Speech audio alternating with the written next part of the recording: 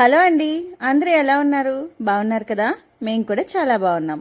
ఈరోజు ఈ వీడియోలో మీకు ఇప్పుడు వీడియో చూస్తుంటేనే అర్థమైపోయి ఉంటుంది కదా, ఒక chicken recipe, Andhra style chicken pickle ఎలా చేయాలో ఈ వీడియోలో చూసి తెలుసుకుందాం.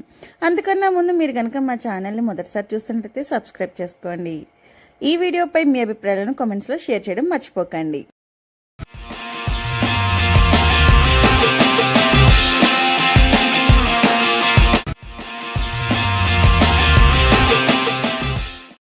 ఇప్పుడు నేను 300 గ్రాముల బోన్లెస్ చికెన్కి సరిపడగా ఇంగ్రీడియంట్స్ చూపిస్తున్నాను.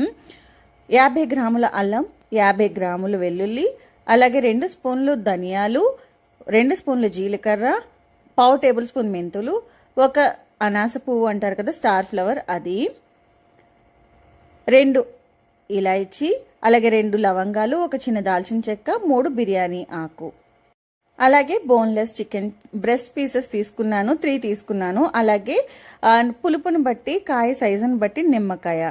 ఇలా ఇంకా చిన్నగా కూడా కట్ చేయొచ్చు, అంటే ముక్కల కింద కనిపిస్తే బాగుంటుంది కదా అని నేను మీడియం సైజులో కట్ చేశాను అనమాట. అల్లాన్ని చిన్న ముక్కలుగా కోసి మొత్తం ఇంగ్రీడియంట్స్ మసాలా దినుసులు అన్నీ కూడా మిక్సీ జార్లో వేసి చాలా మెత్తగా పేస్ట్ లాగా చేసుకోవాలన్నమాట. కచ్చపచ్చగా కాకుండా చాలా ఎంత వీలైతే అంత మెత్తగా చేసుకోవాలి. అప్పుడే గ్రేవీ అనేది మనకి గుజ్జులాగా వస్తుందన్నమాట. ఇది కొంచెం ఆయిల్ ఎక్కువే పడుతుంది. ఇంచుమించు 150 గ్రాముల నుంచి 200 గ్రాముల వరకు మనం ఆయిల్ వేసుకోవాలి. అయితే చికెన్ని దాంట్లో బాగా వేయించుకోవాలన్నమాట. ఇలా చేయడం వల్ల ఏమవుతుంది అంటే, ఇలా నూనెలోనే మనం ఫ్రై చేసుకోవడం వల్ల చికెన్లోంచి వచ్చే వాటర్ టేస్ట్ ఉంటుంది కదా, అది ఈ ఆయిల్కి పడుతుంది అనమాట. మనకి చట్నీ అంటే పచ్చడి చేసిన తర్వాత కూడా ఆ ఫ్లేవర్ ఇంకా టేస్ట్ బాగా ఉండడానికి హెల్ప్ అవుతుంది. అదే మనం చికెన్ని వేరేగా డ్రైగా ఫ్రై చేసి దాన్ని మళ్ళీ ఆయిల్లో ఫ్రై చేసినప్పుడు ఏంటంటే చికెన్లోంచి వచ్చిన వాటర్ అంతా అక్కడే ఇంకిపోతుంది, కాబట్టి అంత టేస్ట్ అనిపించదు. బట్ మీరు ఈ విధంగా ట్రై చేస్తే కొంచెం చికెన్ టేస్ట్ చాలా బాగా వస్తుంది. ఇప్పుడు చికెన్ ఇలా మొత్తం అంతా కూడా కలర్ చేంజ్ అయిపోయిన తర్వాత 2 టేబుల్ స్పూన్స్ వరకు సాల్ట్ వేసుకోవాలి. అలాగే 1 టేబుల్ స్పూన్ వరకు పసుపు వేసుకోవాలి. ఇప్పుడు ముక్కకి చక్కగా ఉప్పు పట్టేయడం వల్ల ఏంటంటే మనకి పచ్చళ్ళు ముక్క తింటూ ఉంటే ఉప్పు అది సరిపోయి మనకి బాగా టేస్ట్ అనిపిస్తుంది. ఇప్పుడు పసుపు వేసాం కాబట్టి ఇక నుంచి అడుగు పట్టడం మొదలు పెడుతుంది. అంటే చికెన్ నుంచి వచ్చిన వాటర్ వల్ల అడుగు పడుతున్నట్టుగా అనిపిస్తూ ఉంటుంది. కొంచెం దగ్గరే ఉండి మనం బాగా కలుపుతూ ఉండాలి. ఇలా కొంచెం సేపు మూత పెట్టి వాటర్ ఉన్నప్పుడు మగ్గబెట్టుకుంటే చికెన్ లోపల కూడా ఉడికిపోతుంది. చూస్తున్నారు కదా, మొత్తం చాలా వరకు వాటర్ బయటకు వస్తుంది, ఆయిల్లో కలిసింది. ఇప్పుడు ఇది ఇలాగా వాటర్ అంతా ఇంకిపోవాలి. అలాగే చికెన్ కూడా బాగా ఆయిల్లో ఫ్రై అవ్వాలి. ఇదిగో ఈ విధంగా చూడండి, రెడ్గా రోస్ట్ అవుతున్నాయి చూడండి, గోల్డెన్ కలర్ వచ్చేసి ఈ విధంగా ఫ్రై అవ్వాలన్నమాట. అప్పుడు ముక్క గట్టి పడుతుంది. మరీ డీప్ ఫ్రై చేసేసి బాగా డీప్ ఫ్రై చేసేస్తే అవి బాగా గట్టిగా అయిపోతాయి. సో ఎప్పుడైతే మనం ఊరిన తర్వాత కూడా చట్నీ అది ఇంకా గట్టిగా ఉండి పళ్ళు నొప్పులు వస్తున్నాయి అనమాట. సో ఆ ప్రాబ్లం ఉండకుండా ఈ విధంగా మనం బాగా వాటర్ అంతా డ్రై అయిపోయి గోల్డెన్ కలర్ వచ్చేదాకా ఫ్రై చేసుకుంటే పీస్ కూడా మెత్తగా, అంటే మరీ మెత్తగా ఉండదు, అలానే మరీ గట్టిగా ఉండదు.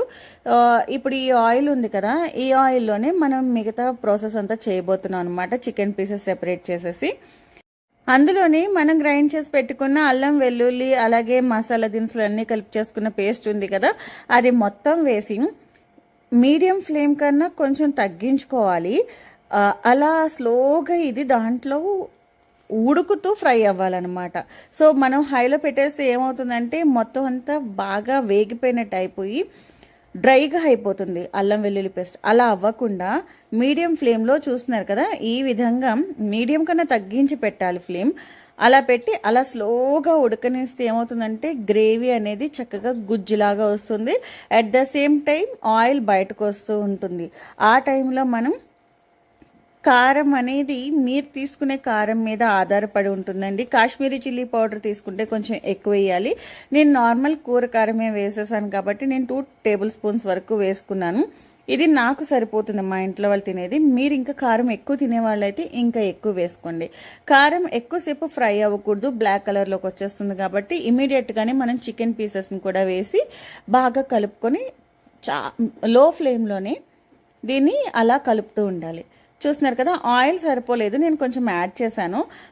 ఆ తర్వాత ఆయిల్ మొత్తం ఇలా బయటకు వస్తుంది. ఆ టైంలో స్టవ్ ఆఫ్ చేసేసుకొని మనం చేసి పెట్టుకున్న నిమ్మరసం ఉంది కదా, దాన్ని వేసేసరికి చూడండి క్రీమీ టెక్స్చర్లోకి వచ్చేసింది. ఇది బాగా నార్మల్ టెంపరేచర్కి వచ్చేసేయాలన్నమాట. వచ్చిన తర్వాత ఒక్కసారి ఉప్పు అది టెస్ట్ చేసుకోండి. ఉప్పు తగ్గే ఛాన్స్ అయితే లేదు. ఇన్ కేస్ తగ్గింది అనుకుంటే మాత్రం మీరు ఉప్పు ఈ టైంలోనే యాడ్ చేసుకొని బాగా కలిపేసుకోండి. ఇలా ఎయిర్ టైట్ కంటైనర్లోకి తీసుకొని దీన్ని స్టోర్ చేసి పెట్టుకుని మీకు ఎప్పుడు కావాలంటే అప్పుడు చక్కగా చికెన్ పికిల్ని ఎంజాయ్ చేయొచ్చు. నిజంగా చాలా టేస్టీగా వచ్చింది అండి. ఇది మా వాళ్ళు రైస్ దాకా కూడా వెయిట్ చేయలేదు. స్నాక్స్ తిన్నట్టుగానో అలా అటు ఇటు తిరుగుతూనే ఒక్క రోజులోనే కంప్లీట్గా చేసేసారు దీన్ని. సో మా వాళ్ళకైతే చాలా బాగా నచ్చింది. మీకు కూడా ఇదే విధంగా ట్రై చేస్తే తప్పకుండా నచ్చుతుంది. పిల్లల నుంచి పెద్దవాళ్ళ వరకు అందరూ ఎంజాయ్ చేస్తారు. సో ఈ రెసిపీ ట్రై చేయండి. మీకు ఎలా అనిపించిందో నాకు కామెంట్స్లో షేర్ చేయడం మర్చిపోకండి. అలాగే ఈ రెసిపీ నచ్చితే ఒక లైక్ చేసి ఎంకరేజ్ చేయండి. మా ఛానల్ని ఫస్ట్ టైం చూస్తున్నట్లయినా, సబ్స్క్రైబ్ చేసుకోకున్నట్లయినా ప్లీజ్ సబ్స్క్రైబ్ చేసుకుని పక్కన ఉన్న బెల్ ఐకాన్ని ట్యాప్ చేసి ఆల్ అనే ఆప్షన్ని సెలెక్ట్ చేసుకోండి. Thanks for watching.